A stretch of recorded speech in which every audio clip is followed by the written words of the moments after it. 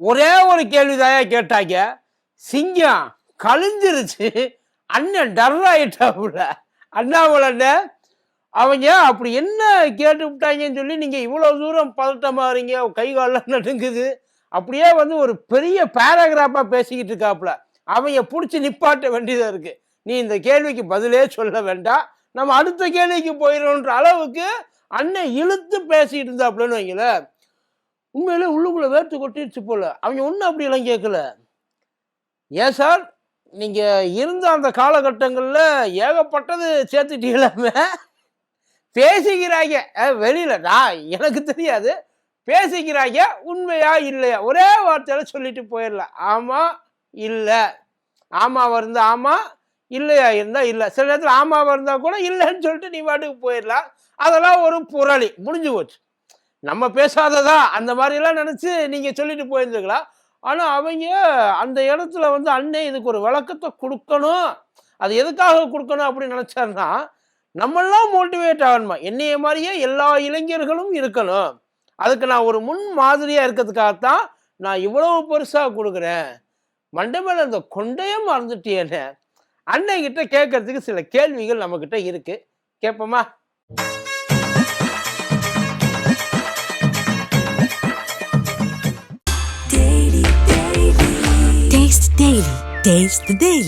டயா booster சுகரை control பண்ணும், உங்க ஆரோக்கியத்தை மீட்டு தரும். சர்க்கரையை கட்டுப்படுத்துறதுக்கான எளிமையான வழிமுறை, இயற்கையான வழிமுறை. அனைத்து மருந்து கடைகளிலும் கிடைக்கும். மதியம் நேயர்களுக்கு வணக்கம். இது மதியம் தர்பார் கூத்தடி கோப்பு.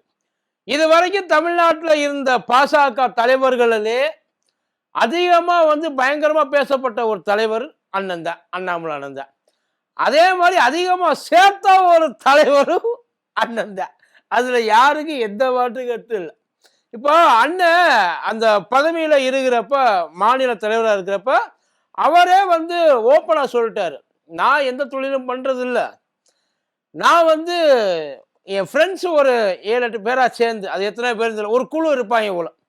அந்த குழு சேர்ந்து எனக்கு ஒரு கொடை கொடுக்குறாங்க மாசம் மாசமா. ஒரு 8 லட்சம். அந்த அளவுக்கு என் வீட்டு வாடகை, என் போக்குவரத்து செலவு, ஃபேமிலி செலவு எல்லாத்துக்குமா சேர்த்து ஒரு 8 லட்சம் ரூபா. இது நான் சொல்லலை, அண்ணன் சொன்னது. ஒரு அமௌண்ட்டை தூக்கி கொண்டாந்து என்கிட்ட கொடுக்குறாங்க. அதை வச்சுதான் நானே கையேந்தி பிச்சை தான் எடுக்கிறேன். பிச்சை தானே அது. அப்ப கொடுத்தா மட்டும் அது அன்பளிப்பு, இப்ப கொடுத்தா மட்டும் அதுக்கு பேர் பிச்சை. அண்ணன் சொல்றாப்புல, நான் என்ன பிச்சையா எடுக்க முடியும் இப்ப சொன்னார். ஆனா அன்னைக்கு அதை வந்து அன்பளிப்பு அண்ணன் வந்து பயங்கரமா ஏத்துக்கிட்டாப்புல, கேட்டும் வாங்கிக்கிட்டாப்புலன்னு வைங்கல. இதுக்கு இடையில அண்ணன் வந்து அவரே ஒத்துக்கிறார், எனக்கு பல பணிகள் இருந்துச்சு மாநில தலைவர்களா. அப்படி தலைவராக இருக்கிறப்போ நான் நிறைய விஷயங்கள் ஆக்கப்பூர்வமான நிறைய விஷயங்கள் செய்ய வேண்டியதா இருந்துச்சு. அதனால எனக்கு வேற சிந்தனைகள் எதுவும் இல்லை. நான் இதுலேயே ஓடிட்டேன். எனக்கு நான் இருந்த அந்த பதவியில் இருந்த அத்தனை வருஷமும் எனக்கு வந்து இது கிடையாது, வேற பொழப்பே கிடையாது.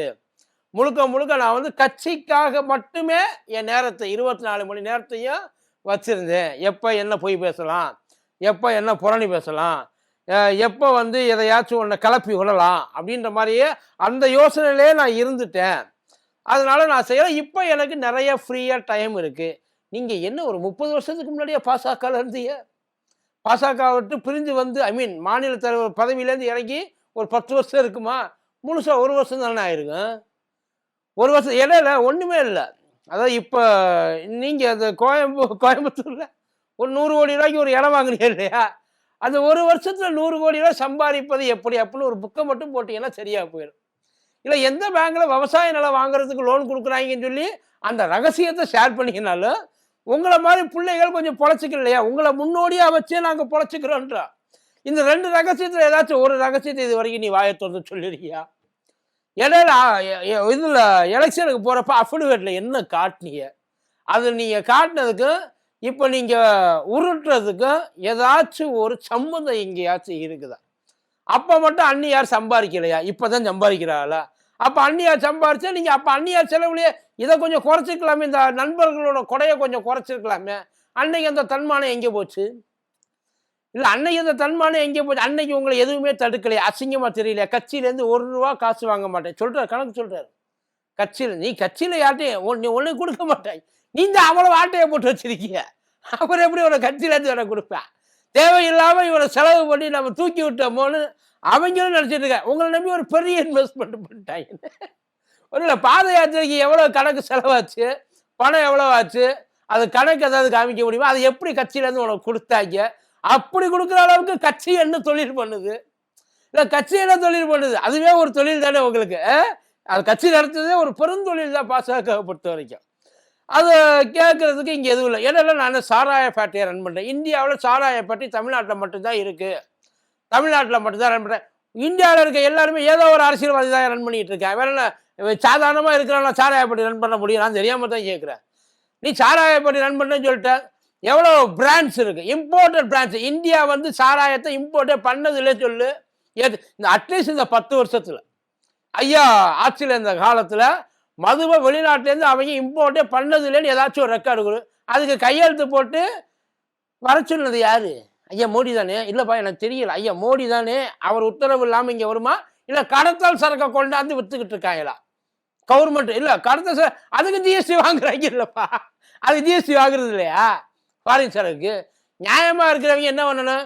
ஜிஎஸ்டியை நாங்கள் ஒன்றும் இல்லை, ஒன்று சரக்கு உனக்கு அவ்வளோ அன்கம்ஃபர்டபுளாக இருந்துச்சுன்னா ஒரு லெட்டர் ஐயா மோடிக்கு, நீங்கள் இந்தியாவில் சாராயத்தை தடை பண்ணுற வரைக்கும் நான் உண்ணாவிரதம் இருப்பேன் சாகும் வரையும், ஒரு லெட்டரை போடுங்க. இல்லை யார் யாரெல்லாம் சாராயத்துக்கு எதிராக போராடுறீங்களோ போய் போடுங்கன்றான். யாரும் உங்களை தப்பெல்லாம் எதுவுமே சொல்லலை. இதில் வேற என் பிள்ளைக்கு ஃபீஸ் கட்ட வேண்டாமா? என் பிள்ளைக்கு வந்து அப்போ இந்த ஒரு 3-4 வருஷத்தில் நீங்கள் கட்சியில் இருந்தீங்க இல்லையா? அப்போல்லாம் யாரும் ஃபீஸ் கட்டின உங்கள் பிள்ளைக்கு? இல்லை சொல்கிறாரு என் பிள்ளை அது நாங்கள் வந்து பெட்ரோலுக்கு காசு போட வேண்டாமா, காருக்கு காசு போட வேண்டாமா, டிக்கெட்டு போட வேண்டாமா? அப்போ இந்த 3 வருஷத்தில் நீ என்னென்ன பண்ணி ஓப்பனாக சொல்லி பேசிடுவோம்னு. ஏன் இவ்வளோ பாட்டு? அதை விட இவரை கேட்டாலும் இன்னொன்று கொண்டு வந்துடுவாங்க. எப்பயும் நான் என்ன டிக்கெட் இல்லாமலா வந்தேன்? டிக்கெட் இல்லாமல் வந்தவங்க 7 தலைமுறைக்கு சொத்து சேர்த்துருக்காங்க. நீ அடிக்கடி வந்து ஒரு மங்குனின்றதை ப்ரூவ் பண்ணிக்கிட்டே இருக்கு. உண்மையில அறிவு இல்லை. சாதாரணமாக இப்போ ஒரு படிக்காத ஒரு பொலிட்டீஷியன் ஓகே பரவாயில்ல, ஒன்றும் தெரியாதவங்க பாலிடிக்ஸில் இருக்கவே முடியாது. பாலிடிக்ஸ் வர்றதுக்கு முன்னாடி தெரிஞ்சுக்கணும், இல்லை பாலிடிக்ஸ் வந்ததுக்குனாலும் தெரிஞ்சுக்கணும். உன்னைய தலைவரை விட்டு இறக்கிட்டாங்க, இன்னமும் அரசியல் கற்றுக்காமல் இருக்க. உனக்கு திமுக அரசியல் தான் தெரியல, கலைஞர் வரலாறுனாலும் தெரிஞ்சிருக்கலாம்ல. அவர் இங்கே வர்றதுக்கு முன்னாடியே ட்ரெயினில் ஏறி இங்கே வர்றதுக்கு முன்னாடியே அவர் பெரிய கதாசிரியரியா? அந்த காலத்தில் மாடர்ன் தியேட்டர்ஸ் கதையெல்லாம் தெரியுமா தெரியாதா? அவருக்கு அப்பயே அவ்வளவு 1000 ரூபாய் சம்பளம் கொடுக்குறேன்னாங்க. அதையெல்லாம் விட்டு முடிஞ்சு அவர் வந்தார். எனக்கு அந்த காசு வேண்டான்ட்டு வந்தார். சொந்த காசு கோபாலபுரம் வீட்டை வாங்க வந்தார். என் மனுஷன் கோபாலபுரம் வீட்டை எதை வச்சு வாங்கினான்னு நினைக்கிறீங்க? அரசியலுக்கு வர்றதுக்கு முன்னாடியே அவர் கோபாலபுரம் வீட்டை வாங்கிட்டாப்புல. அங்கேதான் இருந்தாங்க தெரியும். இந்த கதையெல்லாம் நீங்க போய் வேணும்னே எதையாச்சும் ஒன்று சும்மா ஒன்னே கேள்வி கேட்டா நீ உன் கதையெல்லாம் சொல்லணும். நீ அடுத்த கதை எழுக்கிற அந்த கதையாவது ஒழுங்கா சொல்றியா, உண்மையா சொல்றியா? உனக்கு ஏத்த மாதிரி அந்த கதையை எல்லாரையும் ஒன்னிய மாதிரியே நினைக்க வேண்டியது இல்ல. அந்த செட்டிங் சரி இவ்வளவு பேசுறிய, அப்படியே திரும்பி பக்கத்துல திரும்பி நயினாரண்ணன் பேசுறீங்க. நீ நயினாரண்ணன் பேசிருக்கியா? 4 கோடி ரூபாய் எங்கேயா? எவனாச்சும் 4 கோடி ரூபாய் விட்டுட்டு போவானா சார்? 4 கோடி ரூபாய் விட்டு எனக்கு வேண்டாம், அந்த காசை நீ வச்சு. அந்த 4 கோடி ரூபாய் என்ன ஆச்சுன்னாலும் நீங்க கேட்டிருக்கீங்க. அது வரைக்கும் உத்தமே மாதிரியே பேசுவாங்க ஊருக்குள்ள. அந்த கோயம்புத்தூர்ல 100 கோடி ரூபாய் இது வரைக்கும் ஏதாச்சும் நீ பண்ணிருக்கியா?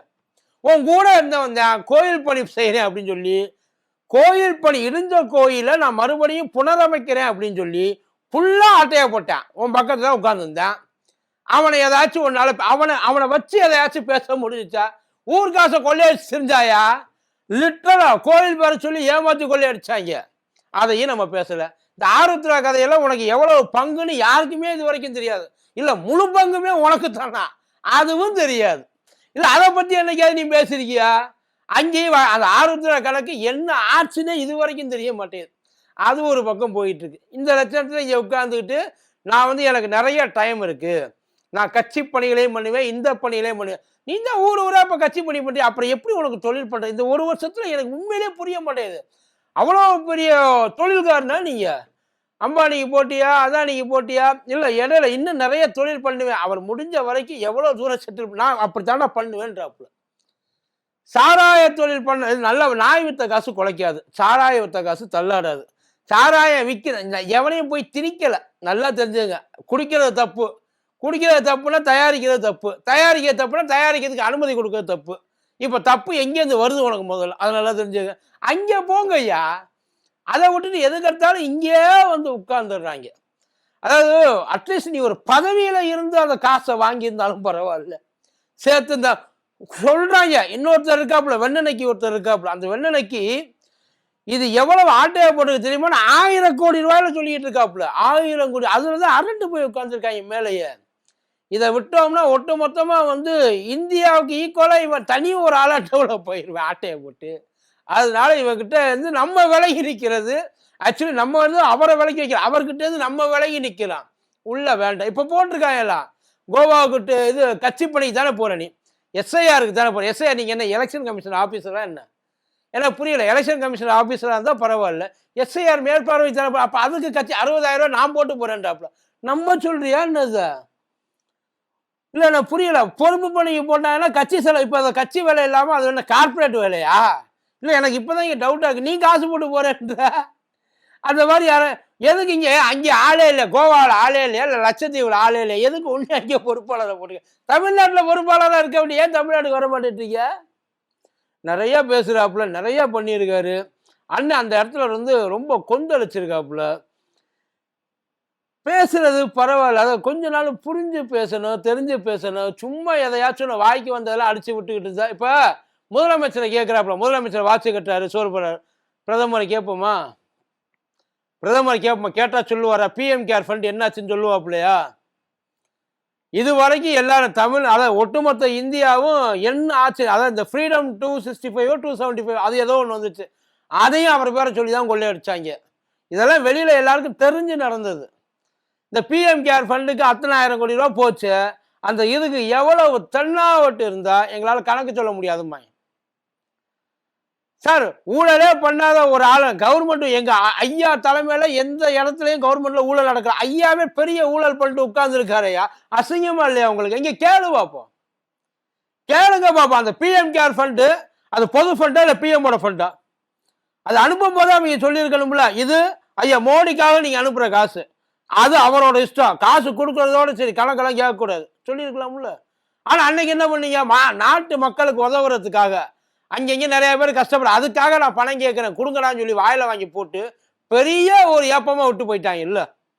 அதுக்கு என்ன பண்ணுவீங்க? இப்ப அங்க எங்கேயாவது போய் கேட்கறது, அதை கேட்டுப்புல அதுக்கப்புறம் நீங்க எல்லாம் இங்க வாங்க. அதுக்கப்புறம் இங்க எல்லாருக்கும் அந்த ஹிஸ்டரி தெரியும். திருட்டு ரயில் ஏறி வந்தாங்க, திருட்டு ரயில் எத்தனை தடவை தான் இதையே சொல்லுவீங்க? எனக்கு புரியல. எவ்வளவு பேர் தான் உங்களுக்கு கலட்டி அடிச்சிருக்காங்க இதுக்காக. எவன் பேசினாலும் எல்லா வாயிலையும் வச்சு திணிச்சிருக்காங்க உண்மையை. இது தாண்டா நடந்தது, இப்படி தாண்டா இருந்தது. எப்போ பாரு தேவையில்ல. இனிமேலாவது தெரிஞ்சுக்கிட்டு பேசுங்க. தெரியலையா? உங்களுக்கு தெரிஞ்சதை மட்டும் பேசுங்க, சரியா? சும்மா தேவையில்லாம கிண்டக்கூடாது. அப்புறம் எங்களுக்கெல்லாம் தெரியாத ஒரு விஷயம், அந்த 100 கோடி ரூபா மேட்ரு, அதுக்கப்புறம் இந்த ஒரு 1000 கோடி ரூபாய் ஆட்டையை போட்ட மேட்ரு, எந்தெந்த தொழிலதிபர்கிட்ட போட்ட லிஸ்ட் எடுத்துக்கிட்டு இருக்காங்க. அப்படியோ இந்த தடவை முடியட்டு, இந்த எலெக்ஷன் முடிஞ்சதுக்கப்புறம் எல்லாத்துக்கும் சேர்த்தாப்புல வச்சுக்கிட்டு இருக்காங்க. பார்ப்போம். நன்றி.